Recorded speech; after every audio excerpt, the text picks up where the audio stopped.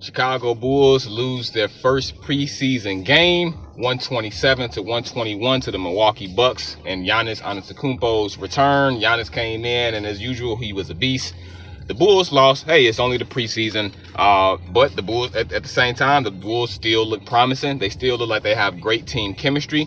It looks like they're playing together. It looks like they're definitely communicating on the court. It looks like they're vibing with each other and all of those good things. So the Chicago Bulls were led by Buzelis with 19 points. Josh Giddey had his usual, what did he have? 10 points, 7 or 8 rebounds, 7 or 8 assists. Again, another great game by Jevon Carter. I hope that he can bring this energy over into the season. The last 2 seasons for Jevon Carter have been underwhelming. I don't quite understand why. Maybe Billy Donovan doesn't like to play him that much. I don't know what's going on in practice, but Jevon Carter, great veteran that you would want to have on your NBA team. So let's just hope that he has a bounce back season this year. I mean, it's been a great preseason for him, but as I've stated in my previous videos, as we all know, a lot of times what happens in the preseason doesn't quite translate over into the season, unfortunately. But in Jevon Carter's case and in the Chicago Bulls case as a whole, let's just hope that this energy, let's just hope that the passion that they're playing with, the aggression that they're playing with, the defense, the speed that they're playing with, and the team chemistry that they have can translate over into this regular NBA season. So the thing that I took from this game, what I liked the most, even though the Chicago Bulls lost, I like that Dalen Terry took the ball to the hole, got fouled hard. I forget who fouled him. I forget who exactly that was, but he ended up getting a technical foul, ended up getting ejected. But I like the fight that he had. He didn't let down. I feel like in the past 2, 3, maybe even 4 years with the Chicago Bulls, we haven't had a player really step up and, stand up for themselves. And of course, I'm not advocating violence or just acting a fool or something like that, but at the same time, it's good to stand up, defend yourself, let the opposing team know that, hey, you're not just going to be an easy pushover. You're not going to just come in here, especially on the home court, United Center in Chicago, just knock us down, foul us hard, and just think that we just going to blow it off because we're a young team or we're inexperienced or whatever. So the main thing that I like about this game is that Dalen Terry stood up for himself. He didn't score. I don't think he scored any points in this game, but still though, that's the main thing that I took from this game. I like that he did that. I like that he stood up for himself. Hopefully that gets over into the team as well. It's always good to have like at least one player on your team that's like that. At least one player on your team that can just stand up for himself. Stand up for the team, not just for themselves, but stand up for the team. People know that they're not like a no-nonsense player and stuff like that. It's good to always have that type of player who plays a tough game, very aggressive, and things like that. It's always good to have players like that. Anyway, great game by Buzelis. He's continuing to change his game, and I don't know if anyone else notices this, but with Buzelis, let me check the time here. With Buzelis, what I noticed is he's starting to drive the ball more than he did last year. Not that he shied away from it last year, not that he was afraid to go to the hole, but I feel like he intentionally worked on getting to the hole. You can obviously see in his body that he's put on some weight, he's put on some muscle, he's gained some strength. So I think that he's very intentional about getting to the hole, possibly getting some free throws and things like that once the regular season comes. I mean, because he put up 19 points quick. I think it was like in 20 minutes or so. I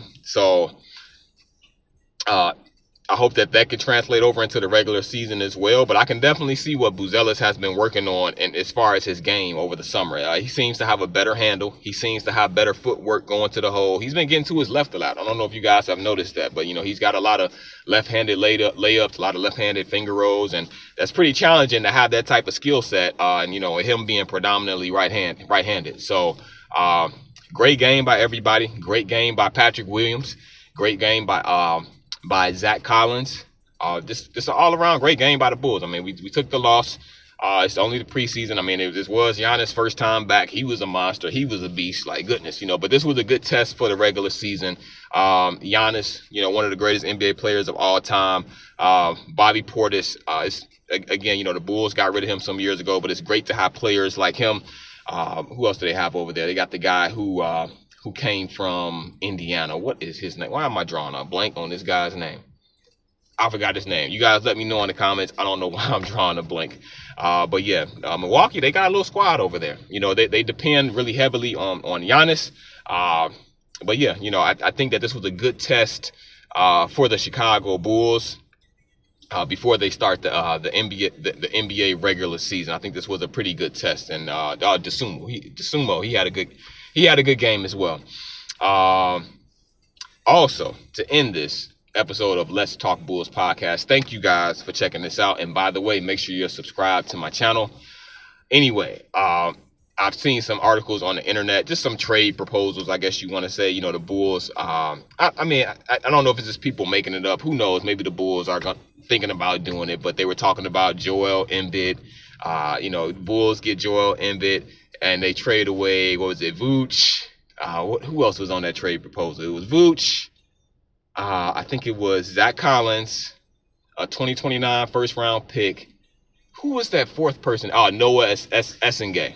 So, of course, that's a huge risk with Joel Embiid's health. But if the Bulls, and I know this is a bit off topic with the preseason coverage, but I'm just mentioning it because it's interesting. But let me know what you guys think about that, because if that NBA trade proposal is true and Joel Embiid can bounce back and have a healthy career, if you ask me, I'm pulling that trade off. Get Joel Embiid in here ASAP. You know, if he can be healthy. If he's not going to be healthy, if he's going to continue to only play 20, 30, 40 games out the season, then hey, nah, it's a bad deal, especially with him having one of the biggest contracts in the NBA. So let me know what you guys think about that NBA trade proposal. Would you do it? Would you not? Is it smart? Is it a bad decision? Whatever. Let me know what you guys think. Feel free to chime in. Let me know what you guys think about this episode of Let's Talk Bulls podcast. Again, thank you guys for tuning in. If you haven't subscribed already, man, make sure you lock in. Go ahead, subscribe so you can see the new videos that I post. I'm trying to get better and better at this. Also, if you already are subscribed, thank you. Shout out to you. Thank you guys. I really appreciate you guys tuning in. I appreciate you guys subscribing, commenting, watching my videos, sharing the videos. Feel free to share them and things like that. So thank you guys. Peace out. Have a great day.